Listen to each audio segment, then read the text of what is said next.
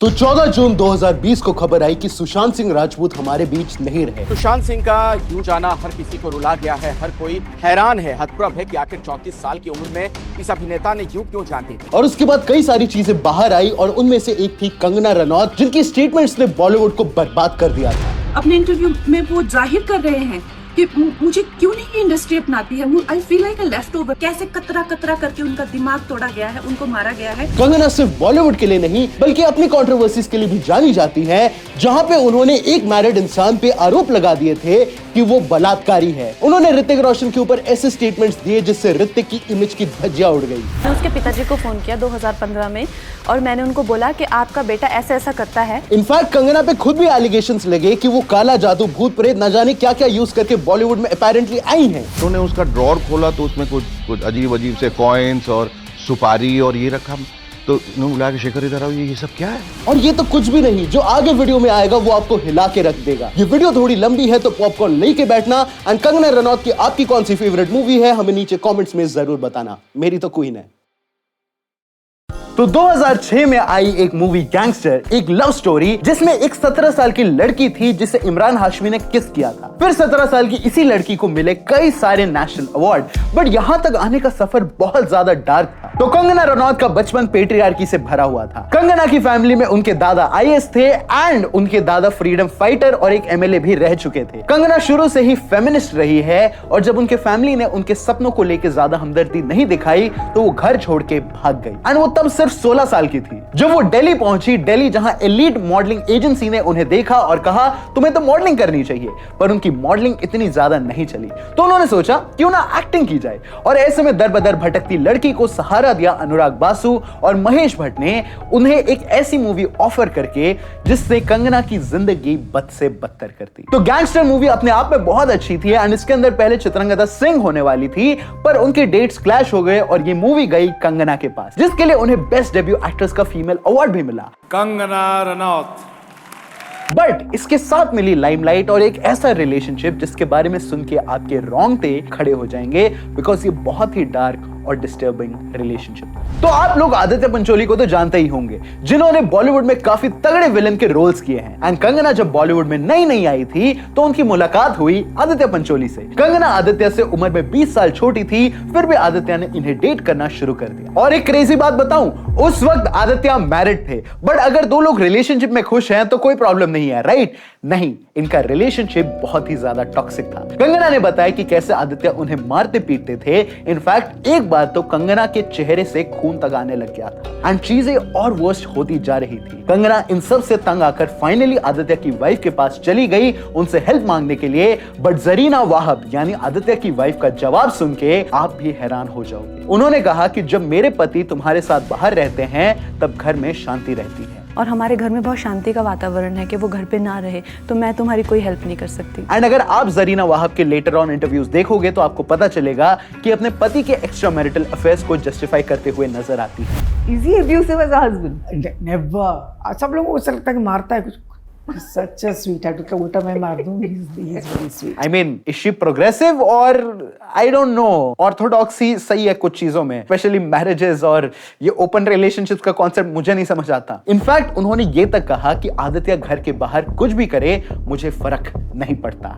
और दिल्ली की लड़कियां कितनी क्यूट होती हैं, बट असाइड फ्रॉम दिस रिश्ता और भी डार्क होता चला गया। कंगना ने खुद बताया कि एक बार आदित्य पंचोली ने उन्हें 1 महीने के लिए रूम में बंद कर दिया था। इवेंचुअली कंगना को फर्स्ट फ्लोर से जंप करके वहां से भागना पड़ा था एंड दैट्स सो हॉरिबल। और मैंने खिड़की से छलांग लगा दी और रिक्शा लिया, नंगे पैर होके मैं सन एंड सैंड में चेक इन किया। एंड आपको गैंगस्टर के अनुराग बासु याद है? जी हाँ, उन्होंने ही कंगना को अपने ऑफिस में पनाह दी थी। अनुराग बासु ने और उसकी वाइफ ने मुझे 15 दिन अपने ऑफिस में छुपा के रखा। एंड अब ये सुन के लग रहा होगा कि आदित्य पंचोली कितने बुरे बॉयफ्रेंड है और हमारी क्वीन कंगना को कितना सफर करना पड़ा। बट उसके जो सामने आया उसने पूरी कहानी बदल दी और कंगना को बना दिया विलेन। तो अगर आदित्य की साइड देखे तो उनके मुताबिक उन्होंने कंगना की पूरी हेल्प करी, पर कंगना ने उनका सिर्फ इस्तेमाल किया। आदित्य ने बताया कि उन्होंने कंगना को 55 लाख का एक घर दिया था यारी रोड में, जहां वो दोनों 3 साल तक लिव इन में रहे थे। इनफैक्ट आदित्य कहते हैं कि उनका रिश्ता हस्बैंड और वाइफ की तरह था, पर यह सुहाना सपना तब टूटने लगा जब एक बार आदित्य ने कंगना को दूसरे एक्टर के साथ फ्लर्टेशियस मैसेजेस शेयर करते हुए पकड़ा। आपको मैंने बताया था कि आदित्य कंगना पर हाथ उठाते थे। इस सब की शुरुआत इसी इंसिडेंट की वजह से हुई थी।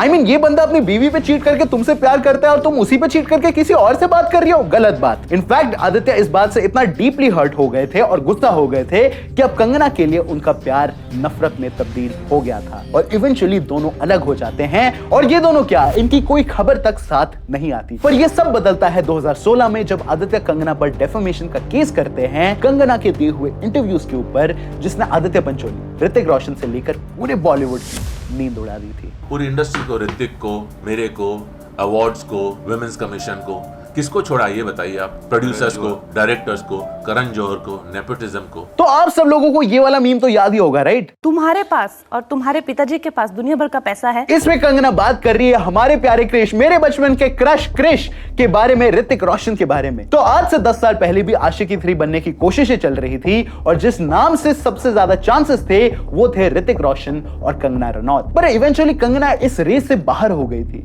जब इसके बारे में पिंक विला के एक इंटरव्यू में उनसे पूछा गया तो उन्होंने कहा, silly things exist to get your attention. That chapter is over me. फिर बस क्या, लोगों की कॉन्स्पिरेसी थियरी शुरू हो गई कि कहीं वो एक्स ऋतिक तो नहीं जिस पे कंगना ने निशाना लगाया था और आग में घी डालने का काम करता है ऋतिक का ये ट्वीट। इसमें ऋतिक भाई ने कहीं ना कहीं कंफर्म कर दिया कि कंगना उन्हीं की बात कर रही है। ऋतिक ने सोचा डैमेज कंट्रोल के लिए क्या करूं, तो उन्होंने एक नोटिस दे मारा, पर कंगना कहां शांत रहने वाली थी, उन्होंने भी एक नोटिस दे मारा, ले मारा, दे मारा। एंड फिर क्या, कंगना पहुंचती है आपकी अदालत में और ऋतिक का खुलेआम पब्लिक में प्रोसिक्यूशन करती है। इतनी ही उसको दिक्कत थी मेरे से, तो मेरी बर्थडे पार्टी में फ्लोर पे लोट लोट के क्यों नाचता था वो?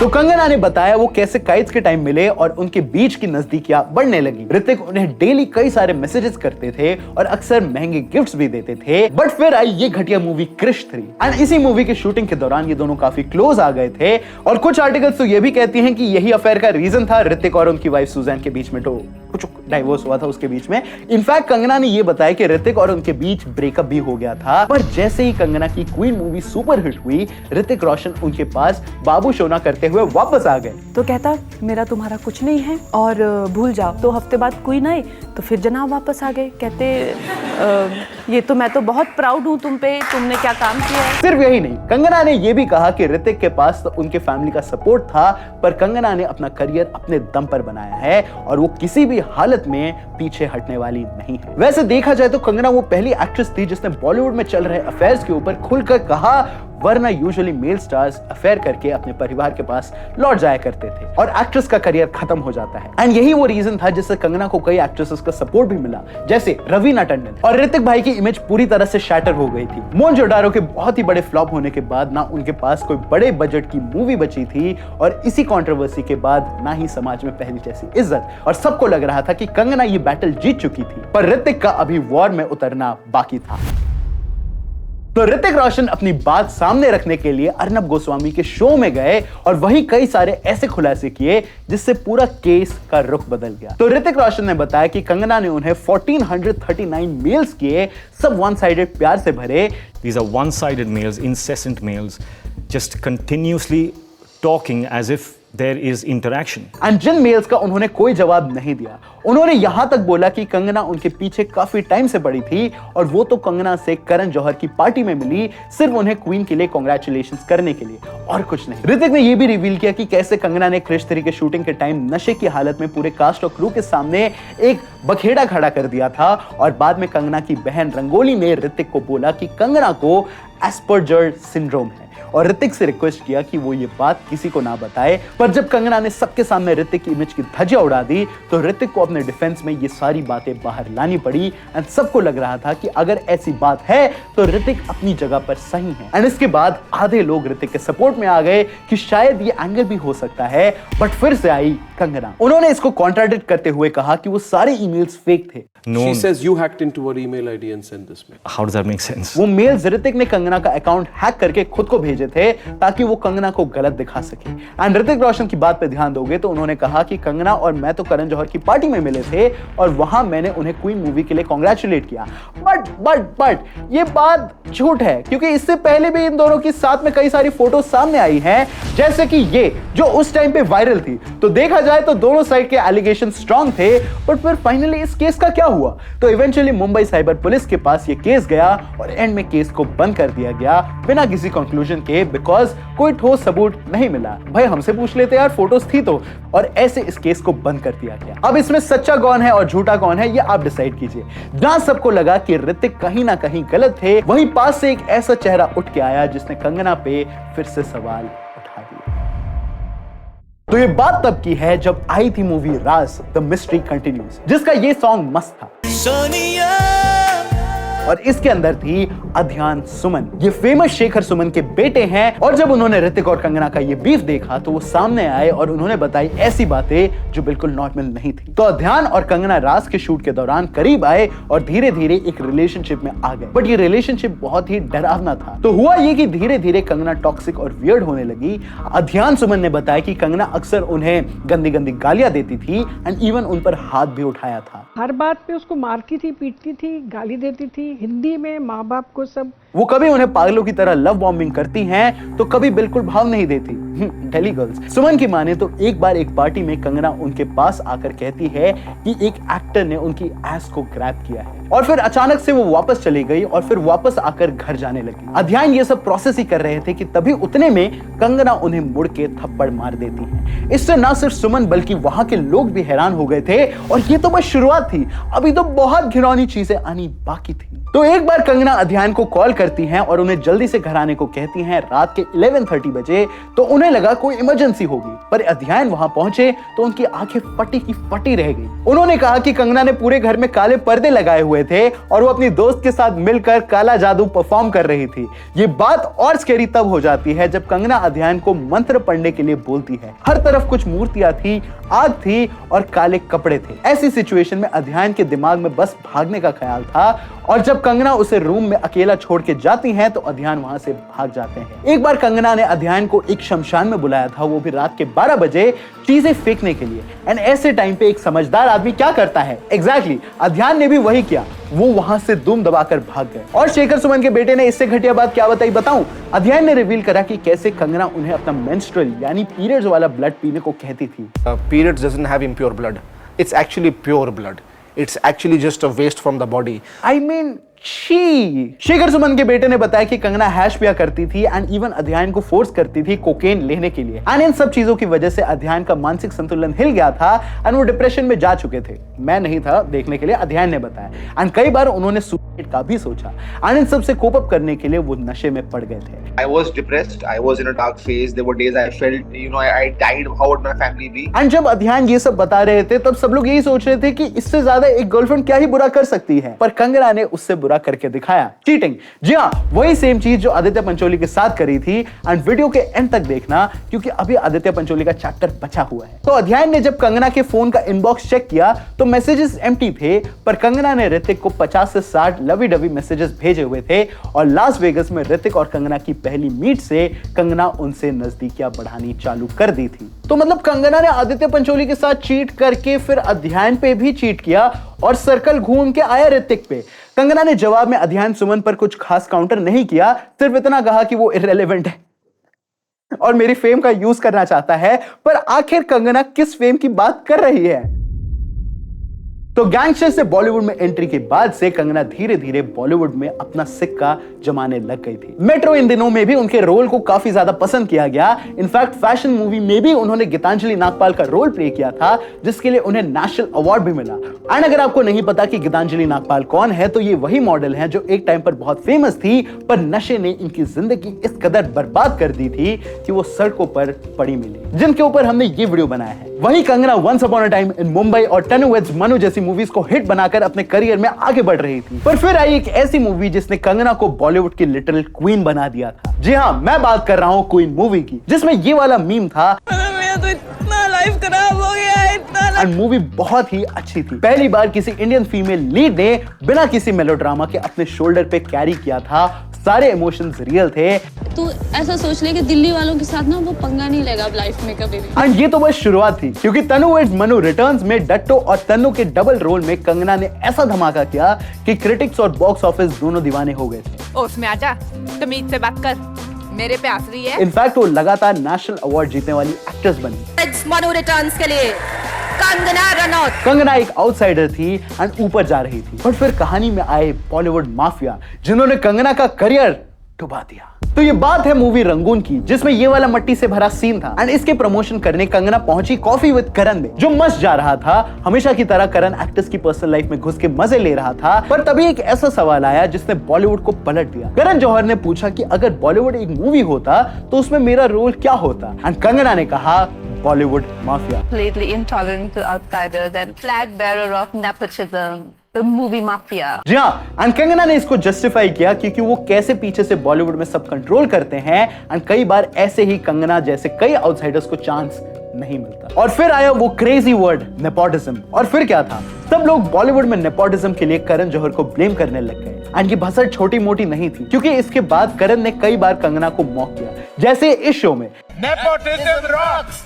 Nepotism rocks. वो गाना कौन सा था करण के फिल्म में? गाना था ना, बोल चूड़िया बोल कंगना, कंगना ना बोले तो बेहतर है। एंड ये एक्चुअली बहुत बड़ा बोल्ड मूव था कि कैसे कंगना जैसी आउटसाइडर्स ने करण जैसे इनसाइडर्स से पंगा लिया था, बट फिर वही हुआ जिसका कंगना को डर था, कंगना का करियर डूब गया। तो 2019 में कंगना की मूवी आई मणिकर्णिका, जो बेस्ड थी रानी लक्ष्मीबाई जी की लाइफ पे। एंड इस मूवी के लिए सब एक्साइटेड थे क्योंकि ये एक वुमेन सेंट्रिक मूवी होने वाली थी and was based on one of the most beloved and bravest female warriors, और इसका रोल कंगना करने वाली थी। बट जब ये मूवी रिलीज हुई तो करण जौहर और बॉलीवुड माफिया ने इसे फ्लॉप कर दिया, और ये मैं नहीं कह रहा हूं, ये कहना था कंगना का। जी हाँ, तो कंगना ने क्लेम किया कि कैसे ये मूवी बॉलीवुड माफिया और उनके लोगों ने फ्लॉप कराई है। तो फिर ये लोग जो हैं क्यों डर रहे हैं, क्यों खिसिया रहे हैं कि मैंने नेपोटिज्म के करके बोला? मेरे पीछे इतनी बुरी तरह से पड़े हुए हैं। एंड कुछ हद तक लोगों ने इस पे बिलीव करा, पर जब वो थिएटर गए और मूवी देखी तो पता चला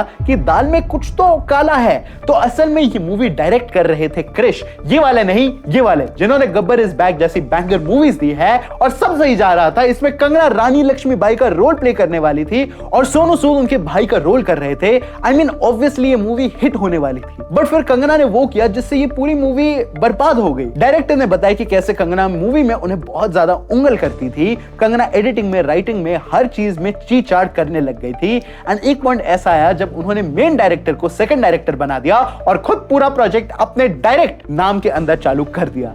I think after this, I think 60 to 70% film is what I have shot. So it's not that I had to take somebody's vision forward. I can have my own vision with the material that I was given, which was always the same. And अब इससे हुआ गया कि movie Kangana की favour में बनने लग गई। एंड जैसा मैंने बताया था, सोनू सूद का जो पूरा रोल था वो हाफ हो गया था। एडिटिंग से कंगना ने अपने अपने सारे शॉट्स बड़े कर दिए फॉर रन टाइम। एंड आप समझ सकते हो कि ये कितना स्ट्रेसफुल रहा होगा टीम के लिए। ये मूवी ओवरऑल पूरी हो चुकी थी, बट कंगना चाहती थी कि ये मूवी उनके अराउंड बने, तो उन्होंने बिना डायरेक्टर को बताए सोनू सूद के साथ रीशूट्स प्लान किए। Asked for those, then they said, you know, we want to reshoot some portions of the movie. But Sonu Sood समझ गए कि ये मूवी अब खराब हो जा रही है और उन्होंने ये मूवी छोड़ दी, जिसके बाद ये रोल मिला मोहम्मद ज़ीशान अयूब को। एंड जब तक ये मूवी फाइनल ड्राफ्ट तक पहुंची तब तक एक गार्बेज बन चुकी थी। कंगना रनौत ने भी डायरेक्शन पार्ट करा है, उसको डायरेक्शन नहीं करना चाहिए। वो एक चीज में सुपर्ब है एक्टिंग में, तो उसको वही कंटिन्यू करना चाहिए। तो अब आप खुद सोच सकते हैं कि इसके फ्लॉप होने का रीजन कंगना थी या फिर मूवी माफिया। एंड कंगना यहां तक नहीं रुकी। कंगना ने यह भी कहा कि जो भी इस मूवी की बेइज्जती कर रहा है वो रानी लक्ष्मीबाई की बेइज्जती कर रहा है। मतलब कुछ भी। अगर आपको ये वीडियो पसंद नहीं है तो आपको कंगना रनौत पसंद नहीं है। लेकिन जो रानी ऑफ झांसी है वो क्या मेरी चाची है? आपकी भी उतनी ही है जितनी मेरी है। एंड इसके बाद मानो कंगना का करियर एक डाउनवर्ड ट्रैजेक्टरी की तरफ बढ़ता चला गया। एंड कंगना ने अगेन ब्लेम किया बॉलीवुड माफिया को, बट इसमें सही में किसी की कोई गलती नहीं थी। अगर आप क्वीन के बाद से देखो तो कंगना ने अपने प्रोजेक्ट्स में सैबोटाज करना शुरू कर दिया था, जैसे कि सिमरन, जजमेंटल है क्या, and a lot of these projects. And ऐसे कंगना का करियर एक नेशनल अवार्ड विनर से सीधा एक फ्लॉप स्टार की तरफ जाता हुआ दिख रहा था। कंगना अब धीरे धीरे गायब हो रही थी, बट फिर आया एक ऐसा पास जिसने कंट्रोवर्सीज का पहाड़ खड़ा कर दिया था। तो 2016 में जब आपकी अदालत हुआ तो कंगना ने सिर्फ ऋतिक रोशन को ही ऑफेंड नहीं किया, उन्होंने नाम लिया आदित्य पंचोली का। अब उसका नाम आप बताएंगी क्या मैं बताऊं? आप बता दीजिए। आप आदित्य पंचोली की बात करें। जी, तो उन पे और भी केसेस चले हैं। I mean, आधी से ज्यादा चीजें उन्होंने इसी शो में बताई थी, बट उन्हें मिला करारा जवाब। तो आदित्य ने कंगना पे सीधा एक डेफेमेशन केस कर डाला और ये केस काफी लंबा चला। मेरी वाइफ और मैंने कंगना रनौत और रंगोली के ऊपर केस फाइल किया है। एंड इसी बीच हुई अध्यान वाली पूरी कंट्रोवर्सी, जहां कंगना ने ये कहकर सब खत्म कर दिया कि अध्यान उनका फेम यूज करना चाहते हैं। वहीं पर एक ऐसे इंसान आए उनके सपोर्ट में। Guess who? Aditya Pancholi. I mean उन्होंने अध्यान को सपोर्ट करा, कंगना को नहीं। आई मीन सेंस भी बनता है, दोनों की एक्स सेम थी।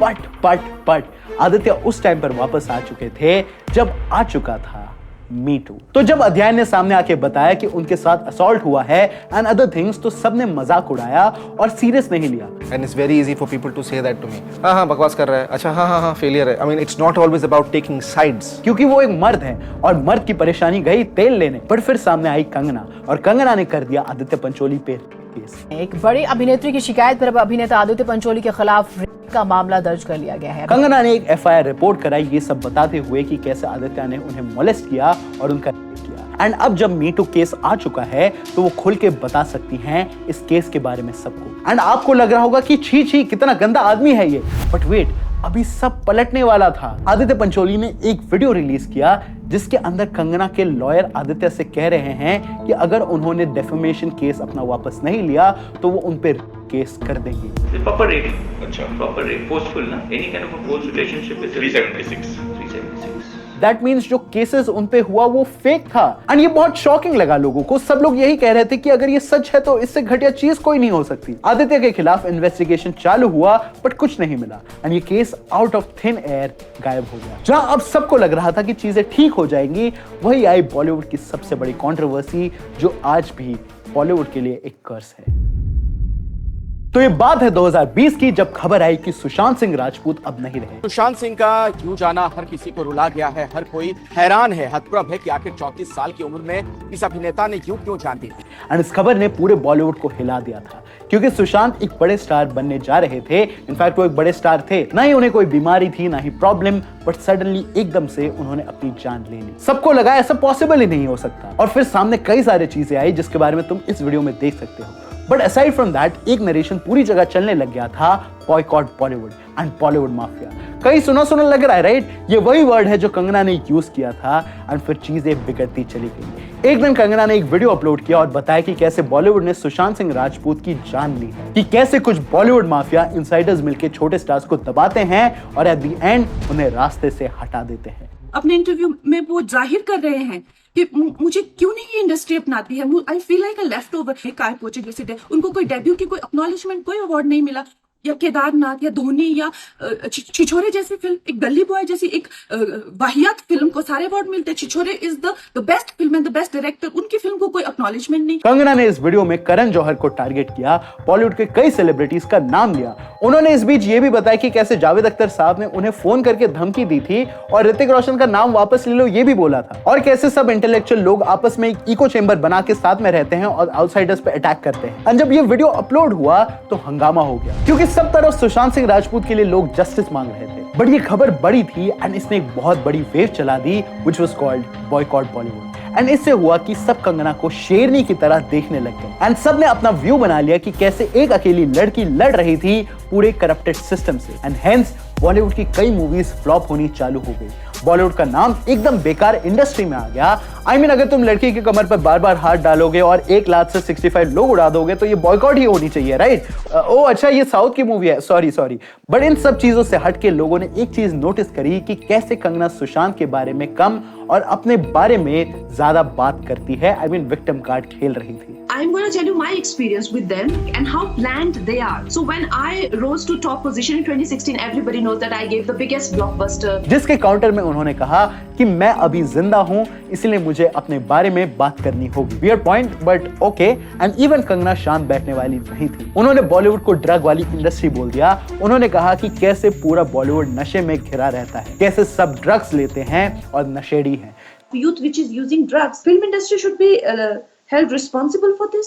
एंड इसके बाद मानो पूरी इंडस्ट्री पे लालचन आ गया। एनसीबी की इन्वेस्टिगेशन हुई, ड्रग्स एंड ऑल चीजों में कई लोगों के नाम बाहर आए, बट ये इन्वेस्टिगेशन कहीं पहुंची नहीं। बट इस चक्कर में कंगना का घर उजड़ गया। तो एक्चुअली में हुआ ये कि उस टाइम पर जब सब लोगों ने ये देखा तो उनसे प्रूफ मांगा और प्रूफ में कंगना ने कहा कि मुझ पे सब इंफॉर्मेशन है, मैं एनसीबी को दे सकती हूँ। जिस पे सवाल आया कि अगर इतना कुछ है तो पुलिस के पास जाओ, बट यही कर दी कंगना ने बहुत बड़ी गलती। कंगना ने मुंबई पुलिस को टारगेट करते हुए कहा कि उन्हें मुंबई पुलिस पे ट्रस्ट नहीं और मुंबई लॉ एंड ऑर्डर के मामले में पीओके से कम नहीं है। Where she said that Mumbai now feels like Pakistan occupied Kashmir. Damn, और ये बहुत ही ज्यादा ऑफेंसिव चीज थी, पर फिर वही हुआ जो फ्रीडम ऑफ स्पीच यूज करने पे होता है। कंगना जब मुंबई से बाहर थी तो बीएमसी ने उनके ऑफिस पे बुलडोजर चलवा दिए। मुंबई पहुंचने से पहले उनके दफ्तर पर आज बीएमसी का बुलडोजर चला। उन्होंने कहा कि इसका एक इलीगल फ्लोर है एंड उस वक्त बीएमसी शिवसेना के अंदर थी एंड इससे एक नहीं कई चीजें बिगड़ने लग गई थी। तो उर्मिला मातोंडकर जो एक लेजेंडरी एक्ट्रेस है ऑफ 90s, वो उस वक्त शिवसेना का ही पार्ट थी। वो आगे आई और उन्होंने कहा कि कंगना पूरी इंडस्ट्री को ही काउंट कर रही है, जबकि ऐसा नहीं है, सब गलत नहीं है। एंड गेस करो कंगना ने उन्हें क्या कहा होगा। कंगना ने उर्मिला को एक सॉफ्ट पॉर्न स्टार कह दिया। I mean, सही में ये कितना गंदा सीन है जॉन अब्राहम के साथ। सॉरी, ये कोई और है। और ऐसे कंगना की वॉर हो गई सिस्टम के साथ। बट कंगना ने ऑलमोस्ट पूरे बॉलीवुड को मजा चखा दिया था एंड ऐसे बॉलीवुड में एक बहुत बुरा फेज आया, बट बॉलीवुड ने एनिमल, धुरंधर और पठान जैसी मूवी से कमबैक कर लिया। बट एक इंसान इस बॉयकॉट बॉलीवुड में ही फंस गया जिसने खुद ये बनाया था। तो कंगना की मूवी आई थी धाकड़ एंड कंगना को लगा कि अब मैं सबसे अलग हूं, सबके खिलाफ हूं, तो सारी ऑडियंस मेरे पास आएगी। एंड आपको पता है धाकड़ ने कितने करोड़ कमाए थे? 4000 रुपए, करोड़ नहीं। जी हाँ, one of the worst collections in Bollywood. Kangana ने बॉयकॉट तो शुरू कर दिया था, बट वो खुद बॉलीवुड की एक एक्ट्रेस थी एंड ये चीज इन पे भारी पड़ी। आई मीन अगेन, मैं नहीं कह रहा, मैं नहीं था उधर, ये सेम चीज कंगना ने आके बोली। बट जब तुम एक सर्टेन पॉइंट या एक सर्टेन नीश में फॉल करते हो तो तुम्हें कई चीजों का ख्याल रखना पड़ता है। आई मीन पानी में रहकर मगरमच्छ से लड़ाई करना is not a smart option, but Kangana ने यही किया और उनके हाथ लगी flop, flop and flop. And ये बहुत सैड था कि एक पद्मश्री अवार्ड और कई नेशनल अवार्ड वाली एक्ट्रेसेस का इतना बुरा डाउनफॉल गुजर रहा था। कहां क्वीन जैसी बैंगर मूवीज थी और कहां धाकड़ जैसी भंगार मूवीज। एंड जब समझ आया कि कंगना अपना चार्म खो चुकी थी एंड वो एक्ट्रेस नहीं रही थी जिन्हें हम सब जानते थे, एंड जहां सबको लगा कि कंगना का करियर खत्म था, वही उन्होंने पंगा लिया दिलजीत और रिहाना से एंड चीजें बिगड़ती चली गईं।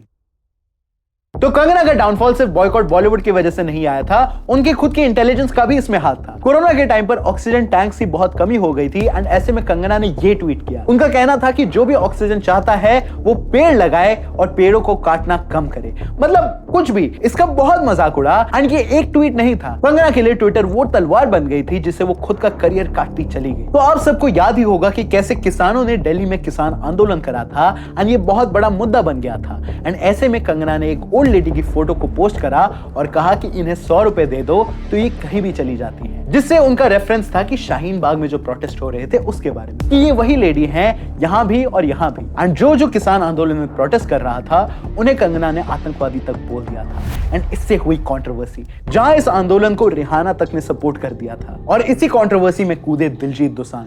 दिलजीत ने कहा कि कंगना तुम्हें बात करने की तमीज नहीं है एंड इवन ये वो शाहीन बाग वाली ओल्ड वुमेन नहीं है, she is different. But Kangana कहां मानने वाली थी? उन्होंने रिहाना की एक हॉट फोटो डाली और फिर बगल में अपनी संस्कारी फोटो डाली और रिहाना को स्लट शेम करा। आई मीन सही में कितने बेकार कपड़े पहने हैं।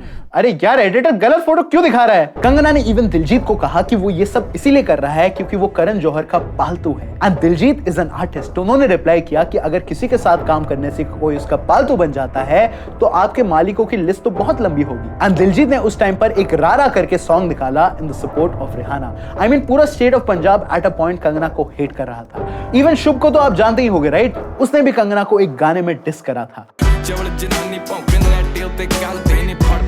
वाओ, इंटरनेशनल लेवल पे। एंड कंगना का ट्विटर बहुत ही ज्यादा ऑफेंसिव था। उन्होंने एक बार बंगाल इलेक्शंस के खिलाफ बहुत ही हेटफुल ट्वीट्स करे थे एंड होना क्या था, उनका ट्विटर सस्पेंड कर दिया गया। बंगाल में भड़काऊ ट्वीट के कारण फिल्म अभिनेत्री कंगना रनौत का ट्विटर अकाउंट सस्पेंड कर दिया गया और इससे फाइनली सबको ऑक्सीजन मिली। नहीं, मजाक कर रहा हूं। तो कंगना बॉलीवुड से फ्लॉप हो चुकी थी, इंटरनेट पे लोग उन्हें सब ट्रोल कर रहे थे, एक तरीके से उनके पास रेलेवेंट होने का कोई ऑप्शन नहीं था। बट फिर आया वो चैप्टर जिसने चीजें और बेकार कर दी, जहां सबको लग रहा था कि कंगना इस करियर डाउनफॉल से कमबैक नहीं कर पाएंगी।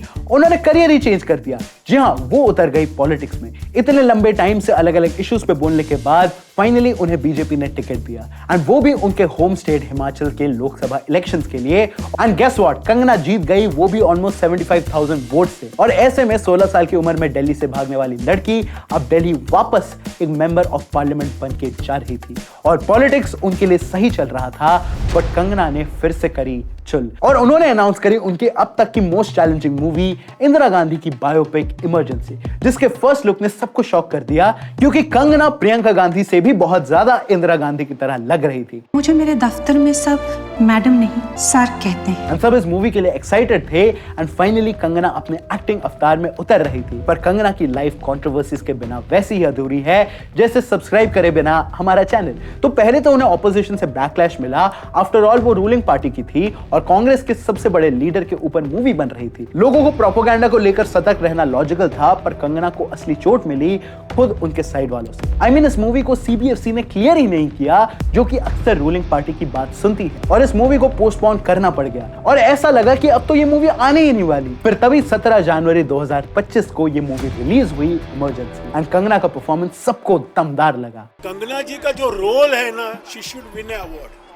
और कंगना राणावत का काम बेहतरीन। पर ये मूवी बॉक्स ऑफिस पर अपना बजट भी रिकवर नहीं कर पाई। इनफैक्ट इस मूवी की वजह से कंगना को अपनी कुछ प्रॉपर्टीज भी बेचनी पड़ गई थी, सिर्फ और सिर्फ लॉसेस को कवर करने के लिए। डैम भाई, जहां कंगना को फाइनेंशियल दिक्कत का सामना करना पड़ा, वहीं उन्हें थोड़ी लीगल राहत मिली। जैसे आपको जावेद अख्तर वाला केस याद है, वो फाइनली सेटल हो गया, वो भी कोर्ट के बाहर। कंगना ने जावेद जी के साथ ये फोटो शेयर करते हुए कहा कि जावेद जी ने बड़े ग्रेशियस तरीके से पेश आते हुए केस वापस ले लिया, और ये वादा भी किया कि कंगना अगली मूवी में खुद वही लिरिक्स लिखेंगी। पर शायद दोनों को अंदाजा नहीं था कि कंगना अब एक फुल टाइम पॉलिटिशियन बन के रह जाएगी। जहां कंगना को लगा था कि सिर्फ साल में 50-60 दिन ही काम करना होगा, उन्हें पॉलिटिक्स के पानी में उतरते ही समझ में आ गया कि कितना पेचीदा और महंगा करियर ऑप्शन है। आई मीन कंगना ने खुद बोला कि उनके हर एक विजिट में उनके 3-4 लाख रुपए खर्च हो जाते हैं, और लोग तो उनके पास अजीब से प्रॉब्लम्स लेके आते हैं, और उन्हें तो लगा था बस वो इलेक्शन जीतकर डायरेक्ट मिनिस्ट्री में चली जाएंगी। पर अक्सर जो इंसान चाहता है वो उसे नहीं मिलता। याद है वो इंसान जिसको आप डेली 500 वर्ड्स का पैराग्राफ लिख के भेजते थे? बट आई थिंक कंगना कहीं ना कहीं मूवीज में आना मिस करती है,